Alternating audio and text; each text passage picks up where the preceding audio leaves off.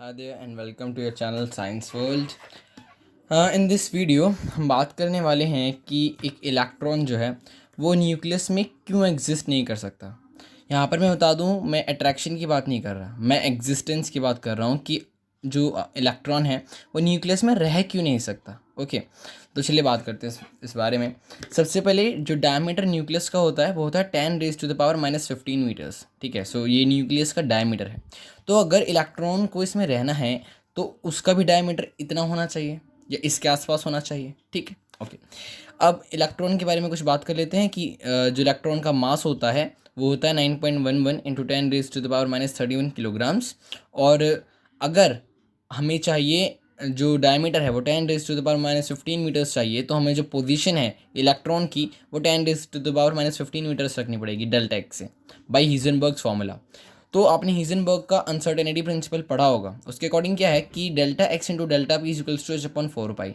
So if I write as delta X into, अब ये P होता है momentum, so momentum is equals to M V. So I can break it into two parts, M into V, right. So अब यहाँ से अगर सिर्फ हम वेलोसिटी निकालें, तो हमें क्या मिलता है कि delta V is equals to H upon 4 pi into ये एक्स नीचे आ जाएगा और ये एम भी नीचे आ जाएगा। बस मैं वेलोसिटी निकाल रहा हूँ, ठीक है। चलिए, अब हमने जब वेलोसिटी निकाली तो एच क्या होता है, प्लैंक्स कांस्टेंट 4 ये रहा, पाई की वैल्यू हमने 3.14 रख दी है। डेल्टा एक्स मीन्स पोजीशन, जो कि हमने 10⁻⁻15 मीटर्स रख दिया। क्यों? क्योंकि ये न्यूक्लियस का डायमीटर है। और आप फिर आता है मास हमने आपको बता ही दिया कि एक इलेक्ट्रॉन का मास 9.11 इंटू 10⁻⁻31 किलोग्राम्स होता है। नेक्स्ट हम बात करें तो इस सब को कैलकुलेट करने के बाद हमारे पास जो आंसर आएगा वो आएगा 5.77 इंटू 10⁻10 मीटर्स पर सेकेंड। अब यहाँ पर एक नोट करने वाली बात ये है कि ये जो स्पीड निकल कर आई, speed here is greater than the speed of light.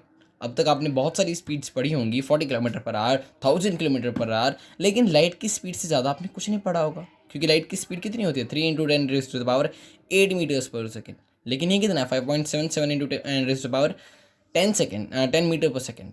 So it means ये स्पीड ऑफ लाइट से तेज है। अच्छा चलिए ठीक है, तो इससे क्या हो गया, इससे हुआ ये कि हम ये कह सकते हैं कि अकॉर्डिंग टू आइंस्टाइंस रिलेटिविटी, जब भी कोई ऑब्जेक्ट जिसका मास होता है तो और वो लाइट की स्पीड से तेज़ मूव करने लग जाए तो टाइम पीछे होना शुरू हो जाता है। So according to Einstein's relativity, time starts moving back when object moves more than the speed of light. But ऐसा एक्सपेरिमेंटली पॉसिबल नहीं है, तो हम ये कहते हैं कि ये चीज़ पॉसिबल ही नहीं हो सकती कि एक इलेक्ट्रॉन न्यूक्लियस में आ सके, क्योंकि अगर ऐसा होता तो जो टाइम है वो पीछे चलना शुरू हो जाता है according to Einstein's relativity. So that is not possible, that's what we conclude from this concept. So I hope that it helped you a lot. Thank you. Subscribe my channel, share it and like it. Thank you.